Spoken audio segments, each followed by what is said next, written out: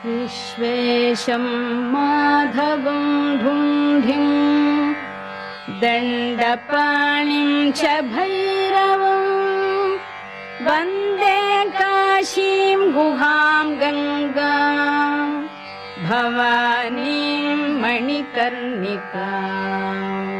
ఈ దివ్యమైన గంగ నిర్గమించిన చోటేదయ్యా అంటే ఇప్పుడు కూడా పరిశోధించి చెప్తున్న అంశం మానస సరోవరం దగ్గర కైలాసంలో ఆవిర్భవించి గోముఖంలో వ్యక్తమై గంగోత్రి నుండి ప్రవహిస్తూ పరిగెత్తుకొచ్చింది. ఎందుకంటే కాశీ విశ్వేశ్వరుణ్ణి చూడాలని.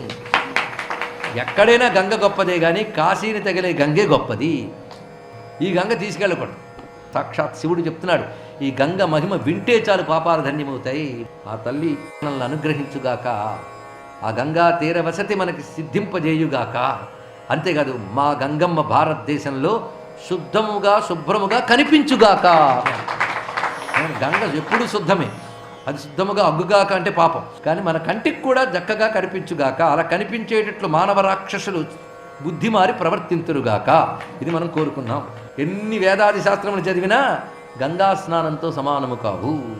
గంగని అభివీక్షణ అంటే ప్రేమగా కళ్ళార చూసి నమస్కరిస్తే మానసిక వాచిక కాయిక దోషములు దగ్ధమవుతాయి. ఏది దర్శన మాత్రం చేత గంగా అభివీక్షణము అంటారు. కానీ ఆ గంగ దగ్గర ఎలా ఉండగలవండి? ఉండలేవయ్యా అన్నాడు. ఎందుకంటే శ్రీకంఠు కృపలేక సిద్ధింపనేరదు తిరదశ గంగా నది తీరవసతి.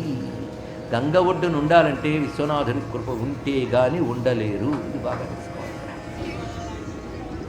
గంగా స్నాన పానములు బ్రహ్మ విద్యనిస్తాయి. అది దాని యొక్క మహిమ.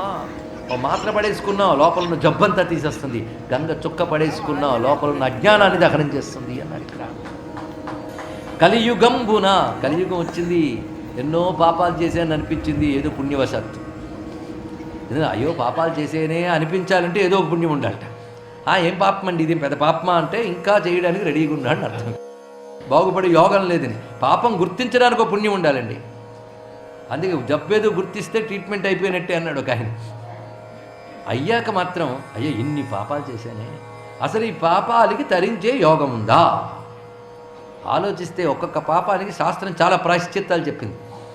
ఒక ప్రాయశ్చిత్తం చేయడానికి ఎన్ని ద్రవ్యాలు కావాలి, ఎంత ధనం కావాలి, ఎంత ఋత్విక్కులు కావాలి, ఎంత మంత్రం కావాలి, ఎంత నియమం కావాలి. అలాంటి ద్రవ్యము కానీ, అలాంటి ఋత్విక్కులు కానీ, అలాంటి మంత్రము కానీ, అలాంటి దీక్ష కానీ దొరకని కాలంలో ఉన్నాం మనం. అలా ఒక పాప ప్రాయశ్చిత్త కర్మ చేయడానికే సరి అయిన దేశకాల పరిస్థితులు లేవే. మరి చేసిన పాపాలన్నిటికీ ప్రాయశ్చిత్తాలు చేసుకోవాలంటే దానికి తగ్గ దేశకాల పరిస్థితులు లేవు. పాపాలని పాపాలుగా వదిలిస్తే దుఃఖాల రూపంలో బాధిస్తాయి. ఏం చేయాలి అని బుద్ధి నీకు కలిగితే, ఇది కలగడం కూడా కష్టమండి కలికాలంలో.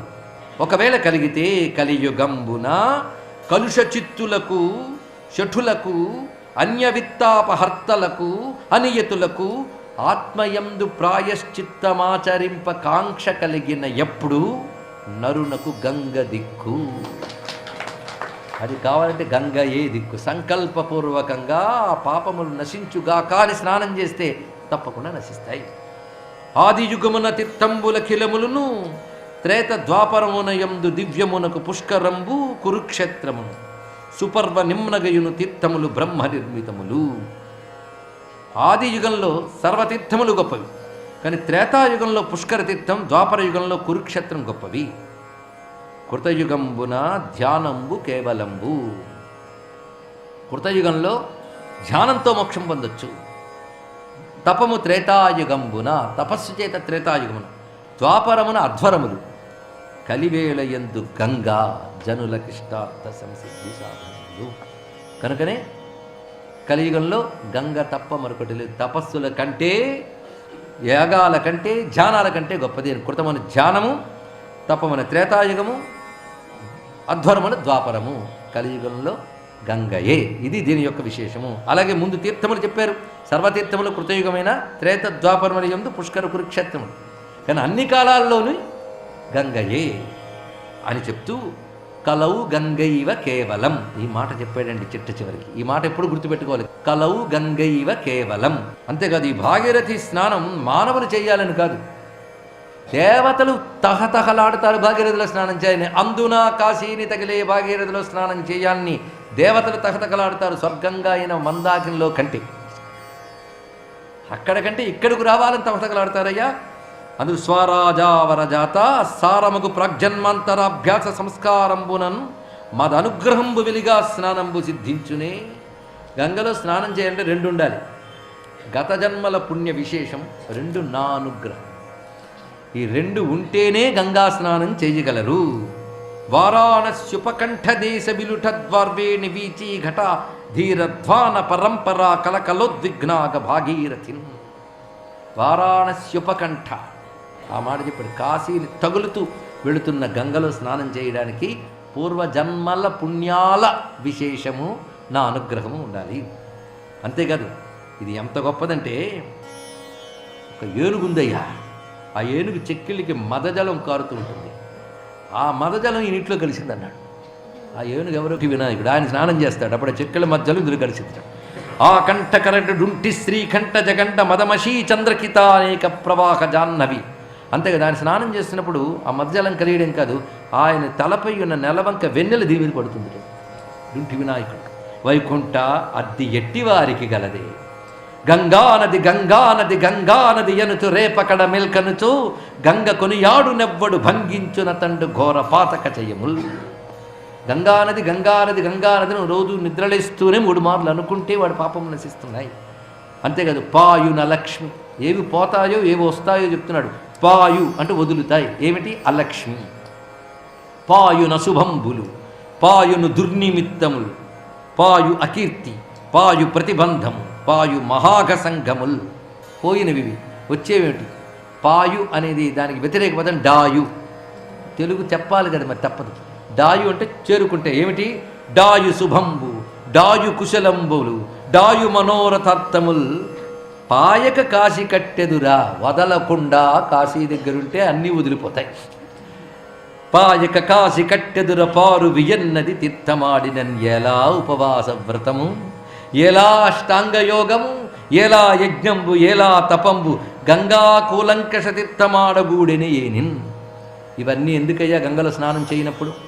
ఇవన్నీ ఎందుకయ్యా గంగలో స్నానం చేసినప్పుడు అన్నాడు. ఎంత అందంగా చెప్పాడండి ఇక్కడ. శ్రద్ధా పురస్సరంబుగా ఎలా చేయాలి స్నానం? శ్రద్ధ. శ్రద్ధ అంటే ఏమిటో పలుమార్లు చెప్పుకున్నాం. గంగ పుణ్యనది, సాక్షాత్ శివస్వరూపిణి, విష్ణుస్వరూపిణి అనే భావం పేరు శ్రద్ధ. శ్రద్ధా పురస్సరంబుక సిద్ధస్రోతోపహాంబు శీర్షాప్లవ సంబద్ధ హృదయలగు వారికి సిద్ధించును మోక్షలక్ష్మి చేరువన హరి. విస్మయమేలా వియన్నది అస్మత్తేజోగ్ని గర్భ. అద్భుతమైన మాట అన్నాడు. నా శివతేజో గర్భాది అంటే ఇది నీరు కాదు, నిప్పు అయ్యా అన్నాడు. ఇక్కడ చూడ్డానికి నీళ్ళ చల్లగా కనబడుతుంది, నిప్పు. ఎందుకంటే ఎవరూ తగలబెట్టలేని దాన్ని తగలబెడుతుంది ఇక్కడ. అటుగా కొన్న భస్మము చేయున కైటభ ఘస్మర నిమిషమున సకల కలికలుషముల. కలికలుషాలన్నిటి క్షణంలో భస్మం చేసే గంగ నిప్పు అవుతుంది కానీ నీరు అవుతుందా? ఆ నిప్పేది అస్మత్తేజోగ్ని. శివతేజస్సే ఇందులో ప్రతి బిందువులో ఉంది. అదే పాపాన్ని దహనం చేస్తుంది. వాని కులంబును కులమే, గొప్ప పుట్టుకు పుట్టాను, గొప్ప తపస్సు చేశాను, ఏం లాభం గంగలో స్నానం చేయకపోతే? కృష్ణ వాని కులంబును కులమి, వాని తపంబులను తపంబులే, వాని కృతంబును కృతమి, వాని శృతంబు శృతంబే. కృష్ణ యవ్వాని మనంబు పక్వమై వ్రాలకయుండును విస్మనాయకాస్థానం మహాశ్మశాన దివిషత్తటినీ ముఖ తీర్థసేవకును. ఎంత గొప్పవాడేనా!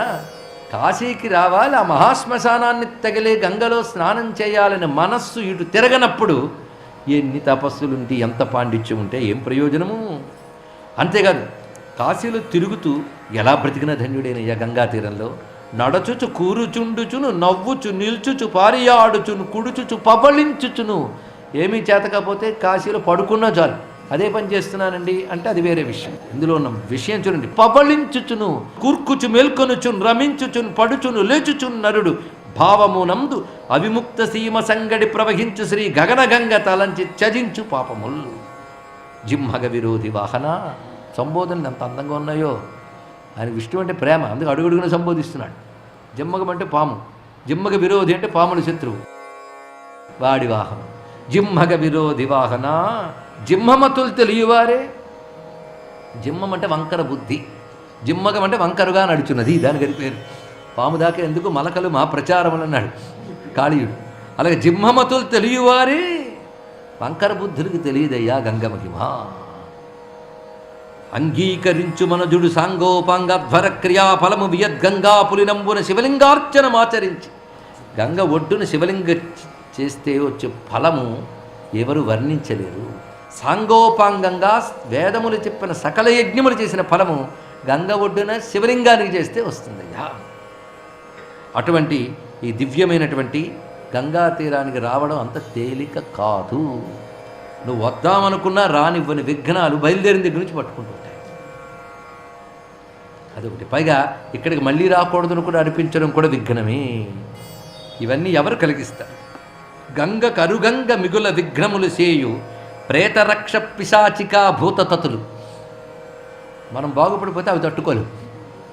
కనుక మన ధర్మం మనం పాటిస్తూ ఉంటే ఇందులో బాగుపడనివ్వకుండా పరాయి వైపు లాగే వాళ్ళని ఏమంటారంటే ప్రేతరక్ష పిశాచిక భూతతతులు. ఇది వాళ్ళకి టైటిల్. వాళ్ళు గంగ గెలనివ్వకుండా అడ్డుకుంటారట. ఆ గంగల స్నానం ఏం చేస్తే ఏముందండి అని అనేవాళ్ళందరూ ఆ టైపు. గంగ దాసిన పేదవ రాకుండా అడ్డుకునేవి చాలా ఉంటాయి. ఎంతవరకు అడ్డుకుంటాయంటే గంగకు వచ్చే వరకు. గంగ దాసిన పిదప విఘ్నములు చేయ వాసవుడు లేడు నరునకు వాని తరమే అన్నాడు. గంగకు వచ్చిన తర్వాత ఎవడు విఘ్నాలు కలిగించలేడు, ఎవడి వల్ల కాదు. దీనికి నేను ఒక ఇతివృత్తం చెప్తాను విను అని అద్భుతమైన అంశం చెప్పబోతున్నాడు. అది చెప్పబోయే ముందు గంగని ఎలా ధ్యానించాలి, ఎలా స్నానం చేయాలో చెప్పుకున్నాడు. ఎప్పుడు గంగ దగ్గరికి వెళ్ళినా ఒక్కసారి కూర్చొని ఊరికి మునిగేయకూడదు. చెప్పులతో అక్కడ దాకా వెళ్ళకండి. అసలు కాశీ చెప్పులతో తిరగకూడదు కాశీ గురించి తెలిస్తే. అదేవిధంగా గంగ సమీపానికి కూడా చెప్పులతో వెళ్ళవద్దు, పడుకున్న వస్త్రాలతో వెళ్ళొద్దు, ప్యాంటు షర్టులతో వెళ్ళకండి. ఎలా వెళ్ళాలి, ఏం చేయాలో చెప్తున్నాడు ఇక్కడ. ఇచ్చలేకుండిన అగ్ని ఎట్లు కాల్చు తను నంటిన వారిని దాహశక్తి ఇచ్చలేక కురికన్ను దహించునట్ల. ఎలాగైనా ముట్టుకుంటే చాలా పాపాలు పోగొడుతుంది, కానీ సంకల్పపూర్వకంగా చేసిన వాడే నిజమైన తీర్థఫలాన్ని పొందగలడు అని చెప్తూ, అరుణాంశు మండలం అంధకారము ఓలే దంభోళి వసుమతి ధ్రముల ఓలే. సూర్యబింబం అంధకారాన్ని ఎలా పోగొడుతుందో, వజ్రాయుధం కొండల్ని ఎలా పిండి చేస్తుందో, గరుత్మంతుడు పాముల్ని ఎలా తింటాడో, సింహం ఏనుగు కుంభస్థలాన్ని ఎలా పగలగొడుతుందో, దివ్యౌషధం రోగాల్ని ఎలా నాశనం చేస్తుందో, జంఝామరుత్తు మేఘాల్ని ఎలాగా తొలగించేస్తుందో, అహంకారం ధర్మాన్ని ఎలా నాశనం చేస్తుందో, పాపాలను గంగ అలా నాశనం చేస్తుంది. ఎంత అద్భుతంగా చెప్పాడు. ఆ మధ్యలో ఆ చివరి ఉపమానం ఏంటో, అహంకారం ధర్మాన్ని నాశనం చేస్తుంది. ఉపమానంతో ఉపదేశం ఇచ్చేయాలని ఆత్రం ఋషికి. అది ఇక్కడ. యావజ్జీవము గంగా ప్లావం వనరించు నరుడు పంకజనయనా జీవన్ముక్తుడు. బ్రతుకున్నంతకాలం గంగా స్నానం చేసేవాడు జీవన్ముక్తుడు, సందేహం లేదు. త్రిజగత్పావనుడు, వాడెక్కడ అడుగు పెడితే ఆ చోటు తీర్థమవుతుంది అని చెప్పుదురు తపస్సు ప్రబల్. గంగకు వచ్చాక రాత్రి స్నానం చేయొచ్చా, పగలు చేయకూడదా? ఇట్లాంటి చూడకూడదు. వలదు తిథివార నక్షత్ర వర్గడంబు తీర సంవాసజనులకు వరిజాక్ష. మహాభారతంలో కథ ఉంది. పాండవులు 5 కలిసి వస్తూ మహాభారతంలో కదండి, పాండవుల కథలని చెప్పి ప్రతి పురాణాలు చాలా చాలా కనబడుతుంటాయి. నేను చెప్తుంది మహాభారతంలో. అదే మహాభారతంలో ఉన్న కథ. మహానుభావులు గంగ దగ్గరికి వచ్చారు. రాత్రి అయిపోయింది. గంగా స్నానం చేశారు ధర్మరాజాదుడు. అప్పుడు చిత్రసేనుడు అనే గంధర్వుడు వాళ్ళు అడ్డుకున్నాడు. ఏమిటి మీరు చేస్తున్న పని? గంగ చాలా గొప్పది కనుకనే ఎవరు ఎప్పుడు స్నానం చేయాలో కొన్ని టైమింగ్స్ చెప్పారు.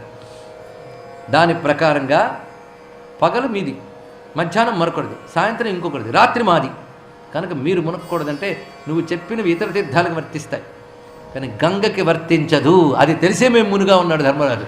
ధర్మరాజుకి ఏమీ తెలియదని లేదు, అన్నీ తెలిసినవాడు. ఇది ధర్మం అని తెలిస్తేనే చేస్తాడు, అందుకని ధర్మం అనుకుని చేయుడు తెలుసుకోండి. అందుకే ఆయన పేరు ధర్మరాజు. అది చెప్తే శభాష్ అంటాడు చిత్రసేనుడు. భలే చెప్పేవయ్యా అని వాళ్ళిద్దరు మిత్రులు అయిపోయారు. ఆడ తర్వాత ఎంత సహకరిస్తాడో చిత్రసేనుడు మనందరికీ తెలుసు. మాయాయుద్ధం చేసి కౌరవుల్ని ఓడించిన విధానం వనపర్వంలో మళ్ళీ వస్తుంది మనకి. అంటే గంగ సర్వకాలములందు స్నానం చేయదు, అందులో కాశీలు.